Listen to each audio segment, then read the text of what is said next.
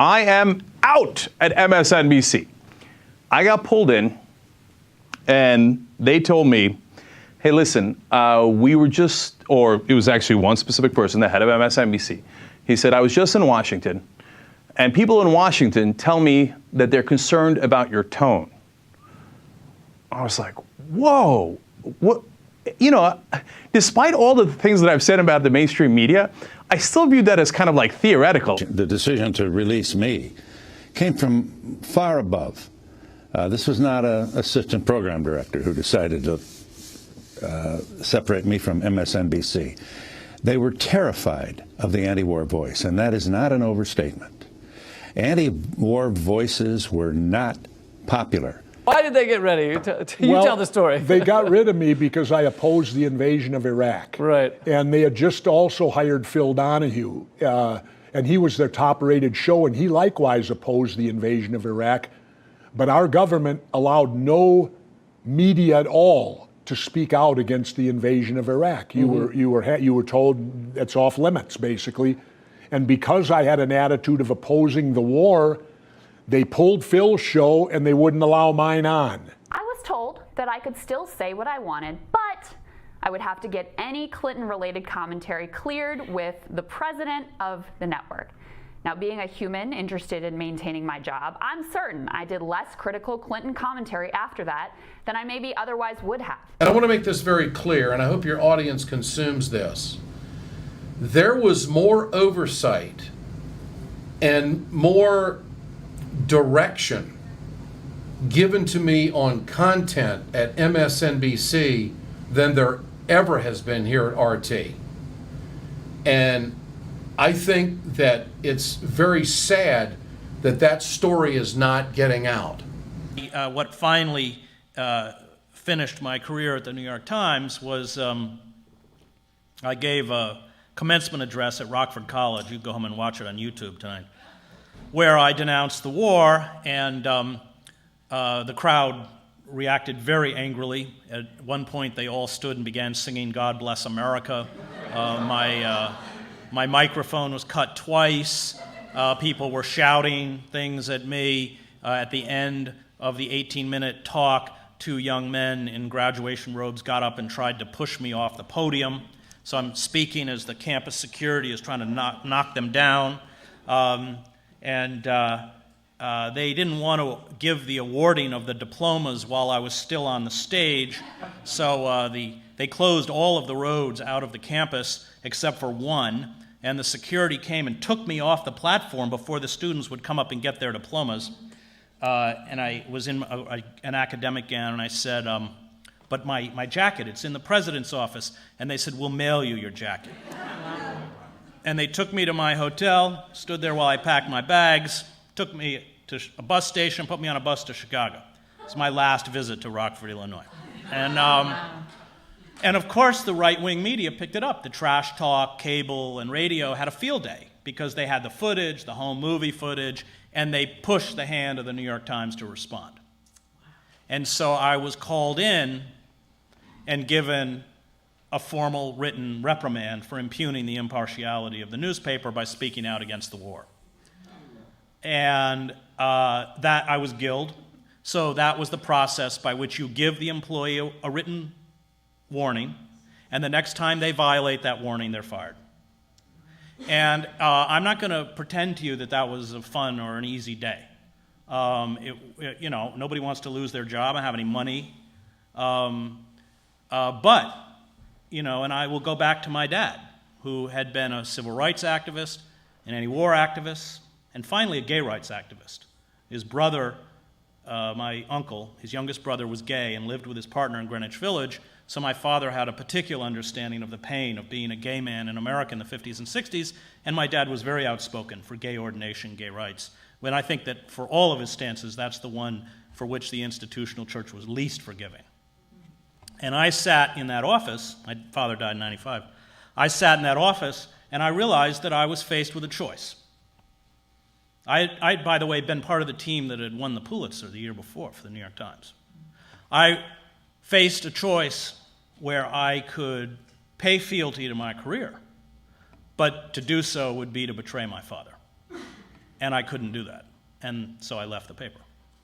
So it's not like there's typically some edict coming down from the top saying, be mean to Bernie, but there are tremendous blind spots. I would argue the most egregious have to do with class. And there are certain pressures, too, to stay in good with the establishment, to maintain the access that is the lifeblood of political journalism. So what do I mean? Let me give an example from my own career, since everything that I'm saying here really, frankly, applies to me, too. Back in early 2015 at MSNBC, I did a monologue that some of you may have seen, pretty much begging Hillary Clinton not to run. I said her elite ties were out of step with the party and the country, that if she ran, she would likely be the nominee and would then go on to lose. Now, no one censored me. I was allowed to say it. But afterwards, the Clinton people called and complained to the MSNBC top brass and threatened not to provide any access during the upcoming campaign. I was told that I could still say what I wanted, but I would have to get any Clinton-related commentary cleared with the president of the network. Now, being a human interested in maintaining my job, I'm certain I did less critical Clinton commentary after that than I maybe otherwise would have. Every journalist at every outlet knows what they can say and do freely and what's going to be a little stickier.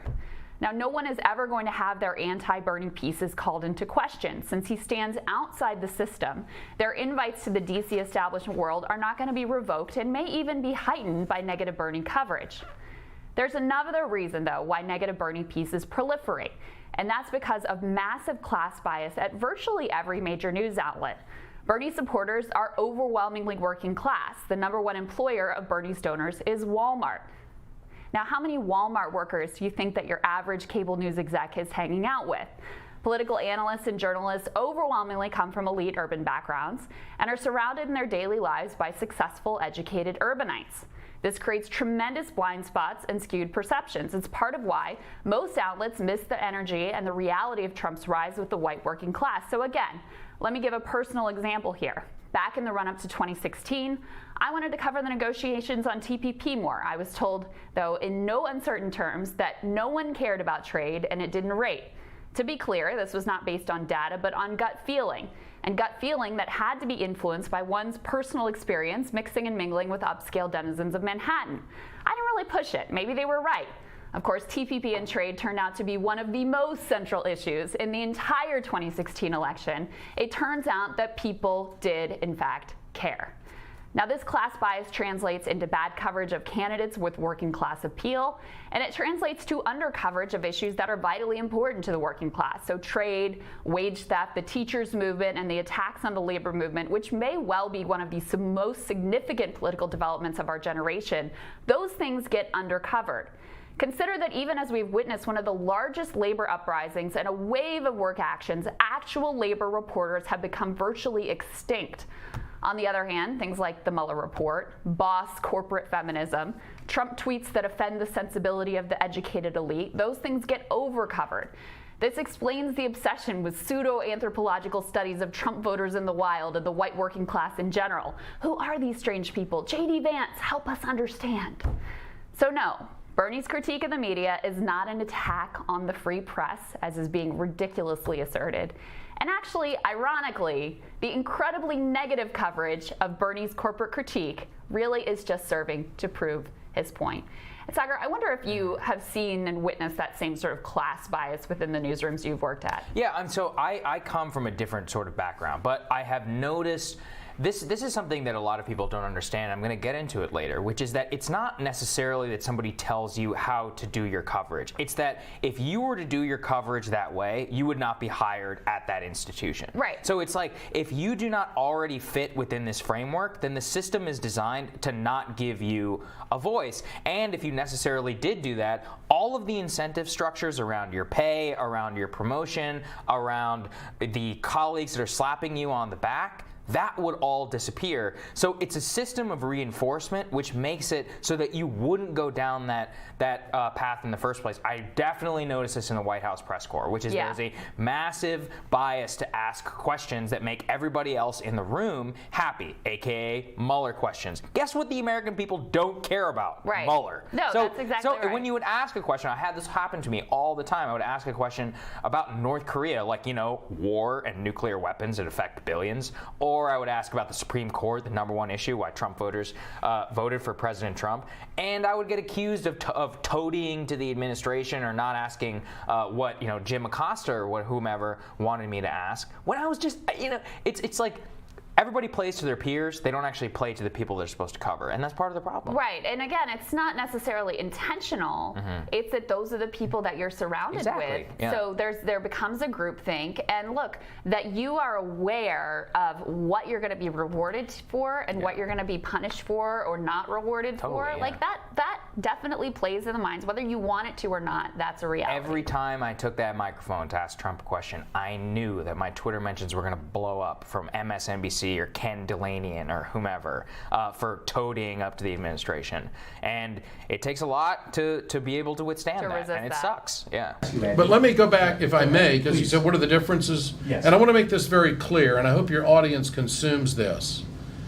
There was more oversight and more direction given to me on content at MSNBC than there ever has been here at RT.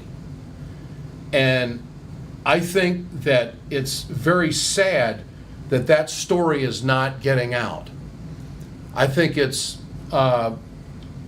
many times I was told what to lead with on MSNBC. Many times I was told what I was not going to do, and I've got a story that, had I not been involved in it, I would have never believed it. And Phil Griffin, who I consider a friend to this day, was a watchdog, far more than anything I am exposed to here at RT America. Did he tell you what to say? Did he tell you an angle to take? Often. In fact, when Bernie Sanders was announcing that he was going to be a candidate for the nomination of the Democratic Party in Burlington, Vermont, I was the only cable host between Fox, MSNBC, and CNN that was there live to cover it. Now, there were live cameras there, but we had coordinated with the Sanders campaign that at 5 o'clock he was going to make his announcement, and we were going to cover this on the Ed Show. I go to Bernie Sanders' house that afternoon, an interview in the backyard, about a 15-minute interview. The grandkids are running around. It's a big day for the Sanders family. He's going to announce that he's running for president. We're going to carry it live later on in the day, and we're going to run this one-on-one tape with Bernie. 3,000 people are there on Lake Champlain. It's 5 minutes to air, and I get a phone call from Phil Griffin, "You're not covering this." I said, "Phil, Bernie Sanders is announcing he's running for president. He's going to be a president. I don't care. You're not covering this." And it got rather contentious. And now you're asking me for opinion. I'm giving you fact right now about what happened. And other people who were there with me will attest to the fact and back me up that this is what happened. We were told that we had to cover something down in Texas that was totally meaningless, and another press conference in Baltimore, which was already had been in the news for a few days. We're covering Bernie Sanders live. We're coordinated with his campaign. And I'm told 5 minutes before, "You're not covering Bernie Sanders." Now, let me give you the opinion. I think the Clintons were connected to Andy Lack, connected at the hip. I think that they didn't want anybody in their prime time or anywhere in their lineup supporting Bernie Sanders. I think that they were in the tank for Hillary Clinton, and I think it was managed, and 45 days later I was out at MSNBC. To you directly as a host on MSNBC in the midst of the run-up to the war and the responsibilities of the press in America, and it's the mea culpas that have rarely been uttered by the pundits and by the journalists over what the American press did in the run-up to war. Well, I think what happened to me, the biggest lesson, I think, is how corporate media shapes our opinions and our coverage. This was a decision, my decision, the decision to release me, came from far above. This was not an assistant program director who decided to separate me from MSNBC. They were terrified of the anti-war voice, and that is not an overstatement. Anti-war voices were not popular. And if you're General Electric, you certainly don't want an anti-war voice on a cable channel that you own. Donald Rumsfeld is your biggest customer. So, by the way, I had to have two conservatives on for every liberal. I could have Richard Pearl on alone, but I couldn't have Dennis Kucinich on alone. I was considered two liberals. It really is funny almost when you look back on how the management was just frozen by the anti-war voice. We were scolds. We weren't patriotic. American people disagreed with us. And we weren't good for business. You know, I had this unusual experience, Phil, in July of 2006. It was the 10th anniversary of MSNBC. And I was invited on Hardball by Chris Matthews to celebrate the 10th anniversary. I think first Brian Williams was on the show, and then the Israeli ambassador. And then I was on the show. And we were standing outside 30 Rock. It was a big deal. All the execs were on the top floor of 30 Rock, and they were all about to have a big party. And we were just coming out of a commercial.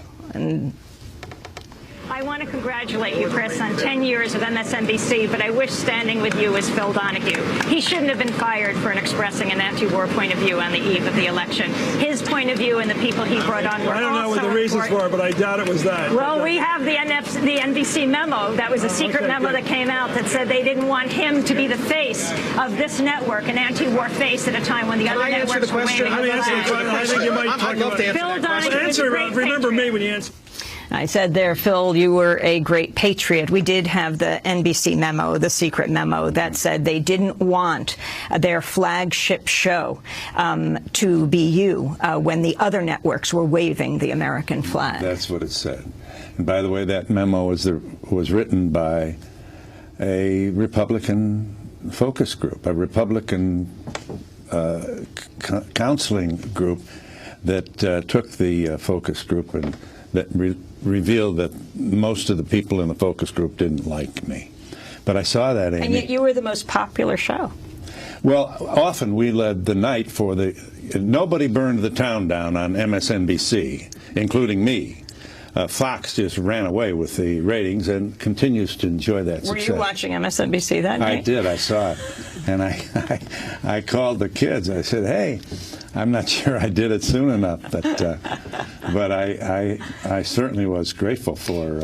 I mean, I needed the pat on the back at the time. And Phil, the irony that MSNBC now is supposedly this liberal network now. That you wonder though if another move to war came, how liberal it would remain. Well, you know, the coin of the realm is the size of the audience. It's important to see this. When a broadcasting executive gets out of bed in the morning before his foot hits the floor, his thoughts are ratings. What are my ratings? Not unlike Wall Street people who get and CEOs, their first thought is the price of their stock. So, you know what? I was replaced by Michael Savage.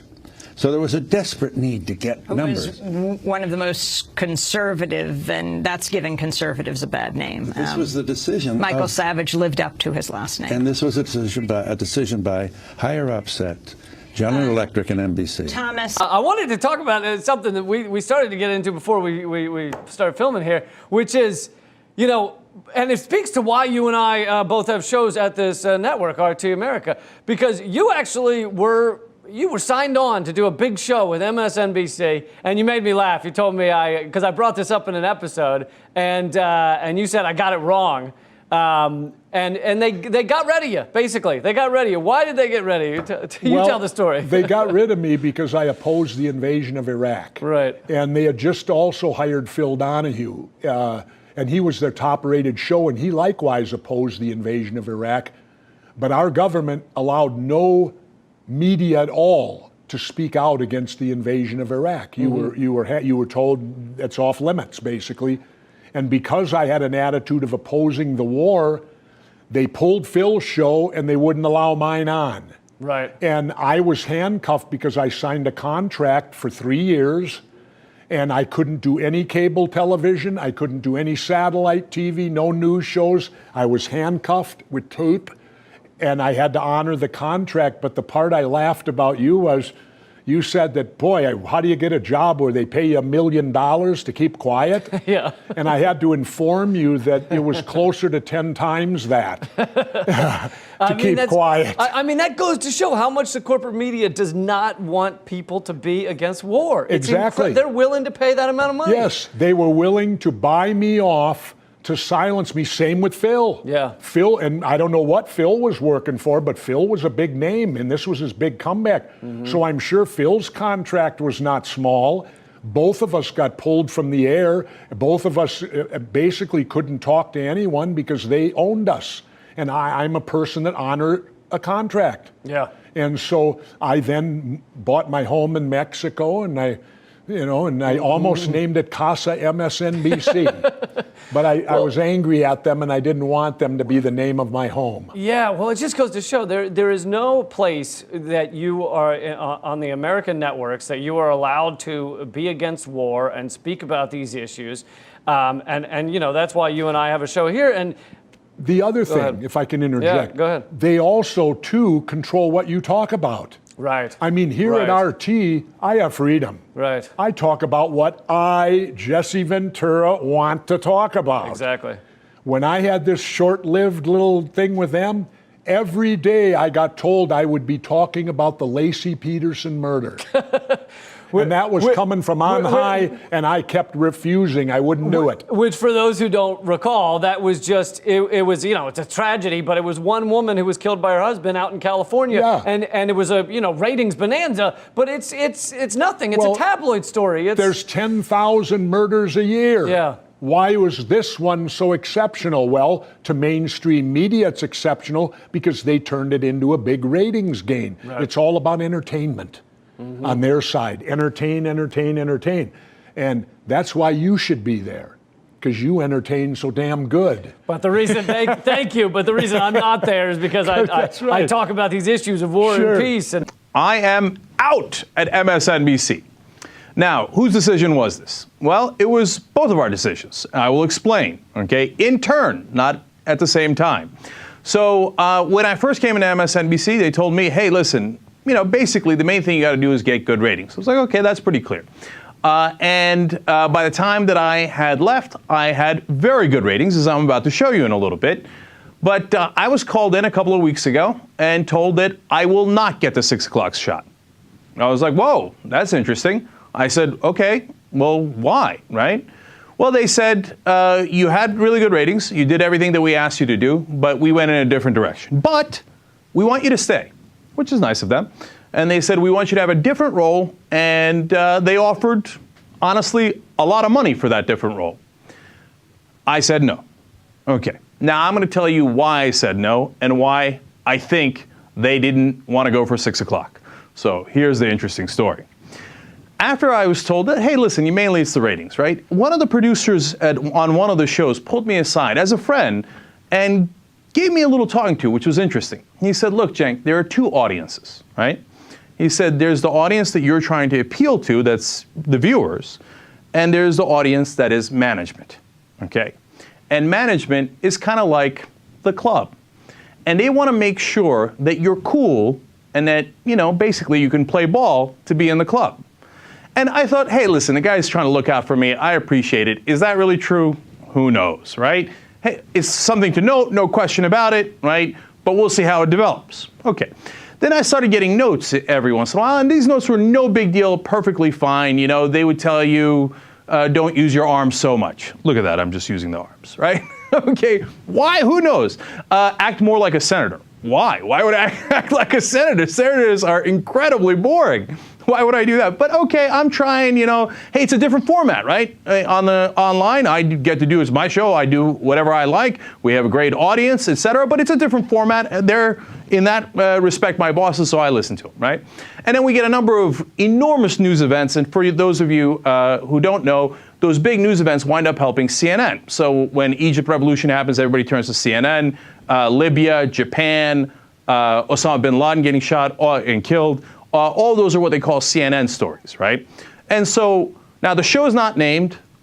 We have all these 4 storms that we got to get beyond. And then I'm doing this and this, okay, and I got the tie. But, you know, so we had some up and down numbers in February and March, for example, right? And then I started doing it more my style. And then the numbers went up. You're about to see that in a second, okay? And I just love this comment on YouTube. I'm sorry, I forgot who said it. But they said, looking at Cenk on The Young Turks is like watching a tiger in the wild, right? Seeing him on TV is like watching that same tiger in a zoo. And I love you for saying that. It's a little true, especially when I was actually trying to listen to their advice. Now, I stopped listening to their advice in April. Why? Well, this is the TV moment or movie moment. I got pulled in and they told me, hey, listen, we were just, or it was actually one specific person, the head of MSNBC. He said, I was just in Washington, and people in Washington tell me that they're concerned about your tone. I was like, whoa, what? You know, despite all the things that I've said about the mainstream media, I still viewed that as kind of like theoretical. Like a real person, are they really going to say that? I was like, and I'm naively thinking, what does he mean? Did he talk to his friend Bob in Washington? Why would you say people in Washington if you meant, oh yeah, I was talking to my buddy down at the shop about you. It just happened to be that he was a person in Washington. You wouldn't frame it that way, right? But I'm still thinking that. And then he gives me the second part of the speech. Hey, listen, Cenk, outsiders are cool. And they wear, I think he might have said something like, they wear leather jackets, they ride bikes. I think I'm an outsider, I don't ride a bike. But I have a terrible leather jacket. Anyway, he said, I'd love to be an outsider, outsiders are cool. But we're not, we're insiders. We are the establishment. And I just kind of sat back. I was like, wow, this is it. This is the speech. So he said, look, you got to tone it down. And then he had me talk to one of their top contributors who explained, hey, listen, just take it easy. You know, you're a little tough on the guests and, you know, tone issues, and let's have more Republicans on, which was an interesting thing. By the way, I have no problems with that because I'm not going to have a Republican on and play patty cakes with them. Whenever I had Republicans on, I challenged them and I enjoyed that. So no problems with that. So I get that speech, and when I walked out of the office, I didn't say anything to him when I heard it. And when I walked out of the office, I thought, oh, that's it. Now it's on. Okay, I will not be doing that. I will be doing the opposite. So then I started letting that tiger run a little bit, right? And we did it more my style. Whether it was stylistically, more some of the segments were more unscripted. At the end, they were totally unscripted, right? Which I enjoy, like we're doing right now. Because you get to tell a story that way. I'm going to come back to that point in a second. But substantively, you know, it was always challenging the government and challenging those that are in power. And obviously, that was the issue, right? And I continue to do that going forward as well. And so what happened? Well, my ratings improved dramatically. April was good. May was great. Let me show you the May numbers. These are all from internal MSNBC emails, okay? Adults 25 to 54, I got 164,000. That was a 19 share. Delivered the strongest adults 25 and total viewer audiences since the launch of the show, okay? Now, you got to understand the demo talk here on television, right? Adults 25 to 54 is what they call the money demo. That's where they want, that's what the advertisers judge you on. That's where you got to do well. So April, check. May, even better. Great. Well, how about the whole quarter? Because that gives you a better sense of it. So if you say, oh, well, he did well this week or he didn't do well that week, yeah, that's not really much of an indication. But a whole quarter, 3 months, April, May, and June. Well, fantastic. Look at those numbers. Adults 25 to 54, 154,000 overall, 18 share. Now that includes April, and we picked up in May and June. But even then, overall, ranked number 2 in total viewers overall in the quarter. Beat CNN. And MSNBC Live at 6, that's me, up from last year and last quarter. So why is it important that it's up from last year? Well, they were incredibly satisfied with Ed Schultz, as they should have been. He did a great job, and he brought up the numbers. I did better than last year's numbers, okay? So if you beat the guy that they said, hey, was the guy who got the position before you, they should be very happy with that. And it's not to say that I beat Ed, it's just we improved on the numbers, so that's fantastic, right? And if you beat the hell out of CNN, that's fantastic. In June, it's even better. Okay, now look at this. This was the week right before they told me the decision, okay? 174,000 in the demo, 19 share, beat CNN by 51,000 in the demo. Now that's when they're saying, yeah, we're not that interested. How can you not be interested if you only care about the numbers? That doesn't make any sense, right? If you think that's bad, you see what we had up on that earlier graphic? I beat Fox in adults 18 to 34. Those are that's a younger audience, obviously. I don't know how many MSNBC shows beat Fox. In fact, when I went on MSNBC, I did an article with Alternate, and I said that I would beat Fox in the ratings and make them fear me. And I remember some conservative websites, oh yeah, well, you can't beat Fox in the ratings. Fox is way ahead. That's why, you see the number 2 numbers. That means you beat CNN and you beat everybody else, right? Well, I caught him in a demo. Right after I caught him in a demo and was number 1 there, they called me and said, no thanks. Okay, now, obviously I was puzzled by that, right? But I do know that the speech I got 3 months ago. So I asked, I said, hey, listen, did I not do everything you asked me to? And he said, yes, you did. I said, did I not get good ratings? He said, you did. I said, so what's up? We think that there's a better role for you. And it's not in 6 o'clock. Okay, I'm like, great. When do I start at 7 o'clock? And that is not how it went down. So they offered me a smaller role, contributor, et cetera, et cetera. Oh, isn't this a great country where you can come to Washington, welcome to Washington, by the way, and say Washington is toxic? Yes. And walk out of this room unharmed? For now, yes. Well, let me, as president of the National Press Club, you've taken a lot of swings at the media. I've been a reporter, or an editor, or worked in journalism. I've been a journalist for almost 25 years. And I got to say that all of the reporters and editors I know work so hard to get it right and work so hard. I work for Bloomberg.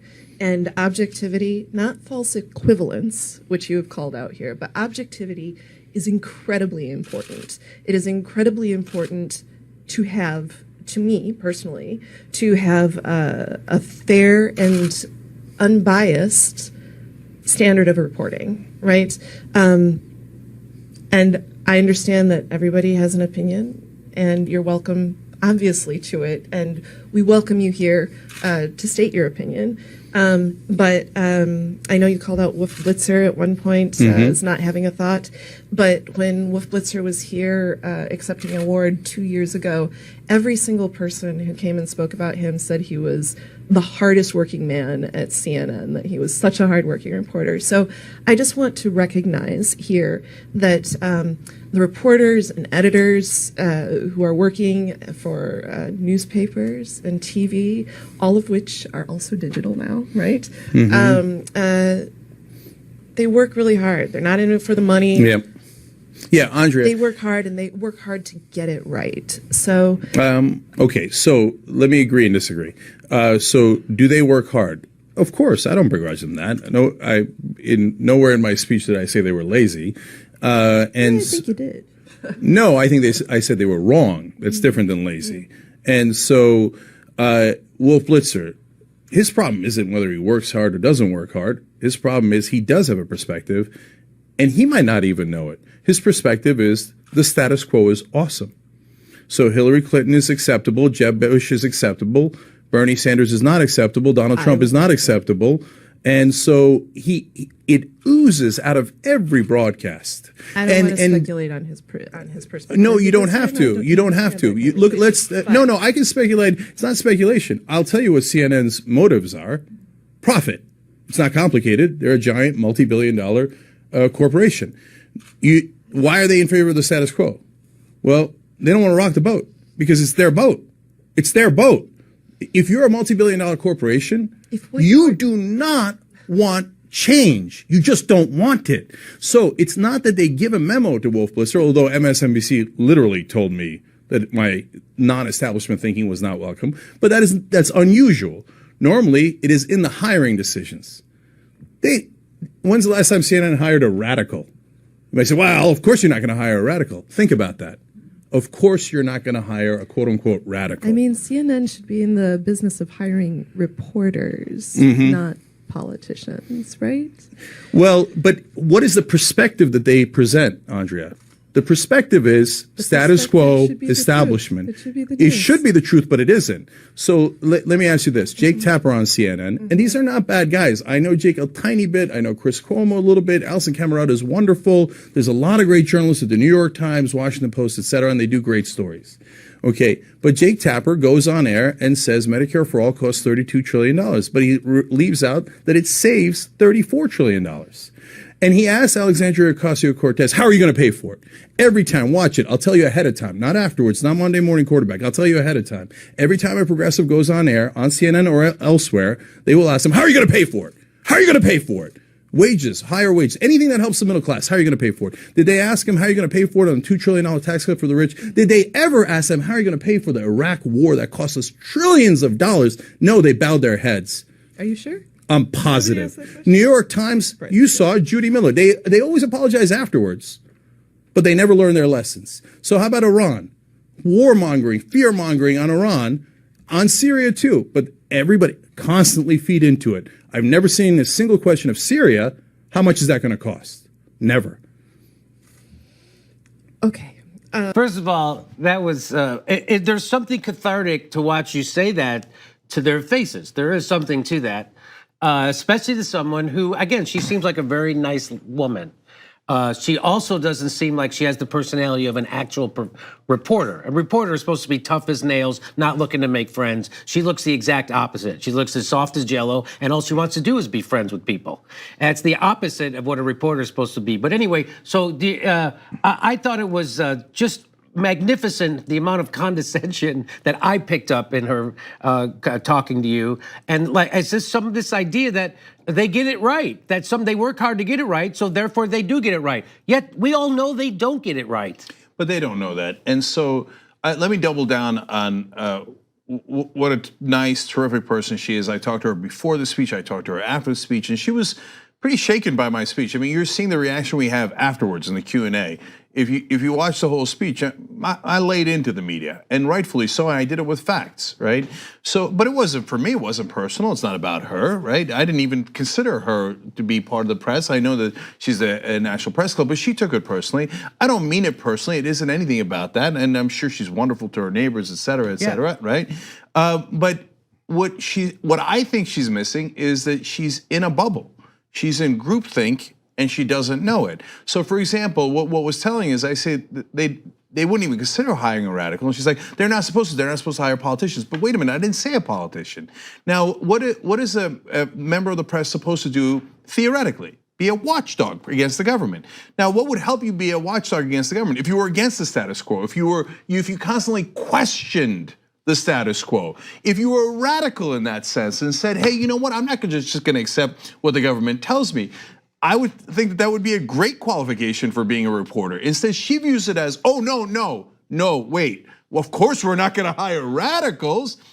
But that's exactly my point. That's why CNN hires Wolf Blitzer, because they know he ain't gonna rock the boat. He could be on air for 1 million hours straight and he would never say anything controversial. He would just tell you that basically in every word is a hidden message, every sentence is a hidden message, that things are great. Just calm down, sit back down on your couch and don't do anything. So everything you said on that was awesome. And the fact that you didn't feel compelled to be overly nice and polite and hold back is very commendable. But there's one thing that I wish he had said. I wish he had said, they do hire politicians. What are you talking about? They hired Jay Carney. He was literally the mouthpiece of the Obama administration, and you hired him. They hired Dana Perino, literally the mouthpiece of the Bush administration. They hired her. They hired David Axelrod, who ran Obama's campaign.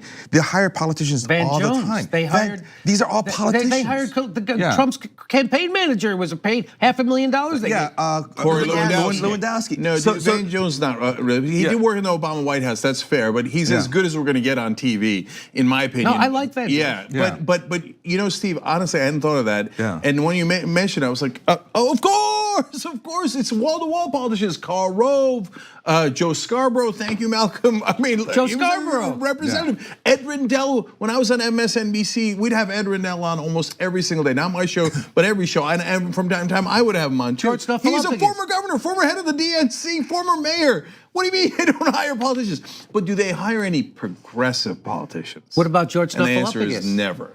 George Snuffleupagus. George Stephanopoulos, that's right, worked under Clinton. He's on ABC. He hosts their. He's their #1 guy on ABC. Yeah. Gets paid $30 million a year. Yes. So what's this? Where's this idea they don't hire politicians? So A, she's completely wrong about not hiring politicians, and two, I found it very telling that she conflated being a progressive or being a radical with being a politician. Those are two totally separate things. Right. So the fact that she made that odd connection was very jarring for me. I'm like, where's this coming from? So, I agree with you. She seemed like a really nice person. Like if I had coffee with her, I would say she's wonderful.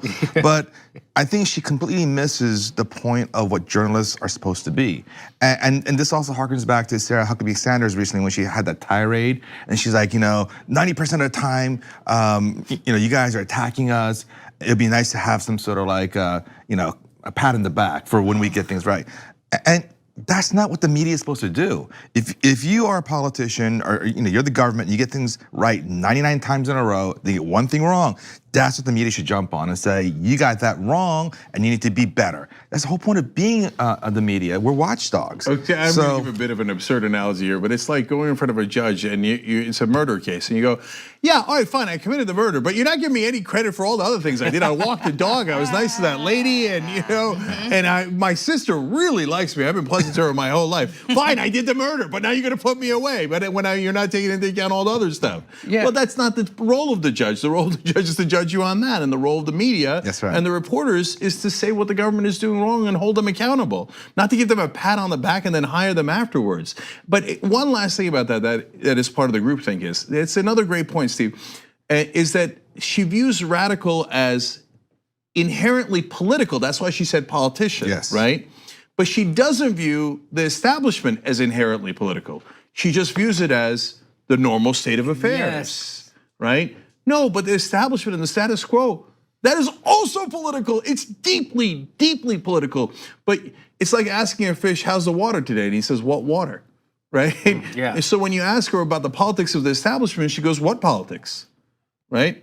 And so that's exactly what was wrong in that, and why I gave the speech in the first place. And last thing on that, they're used to taking heat from the right. And so, and they've never seen anything like aggressive progressives, right? Wait till they get a load of you, Jimmy, right? Let alone me. And so when they take heat from the left, they're like, what? How could that possibly be? When in reality, they are terribly dismissive of the left. The left is invisible to them, and they don't even know it. They just view it as the normal state of affairs. So it really must have jarred them then, because when in CNN in Santa Monica during the 2016 primary, I think it was Santa Monica, there was a room full of Bernie Sanders supporters chanting CNN sucks. So it was in Hollywood, but yes. Oh, was it Hollywood? So they're used to getting that from the right, as you said. That's their whole thing. The media is liberal, and they criticize them for being liberal, which they're not. They're corporate. But so that must have really jarred them when those just an organic. Yeah, chant. no, and look, we've forgotten it because it's been a while since the primaries in 2016, et cetera. I would lead those chants in Bernie rallies. And I did it in Northern California, I did it in Southern California. Not CNN sucks, but I would say, do you trust the mainstream media? And it would be raucous, no! Because you have betrayed them by, not because of the politics, but because you're not covering the facts as they are. You're being neutral between lies and truth. And that is what the left feels aggrieved upon. Not that you're not biased in their favor, but that you're biased in favor of lies because you equated them to the truth.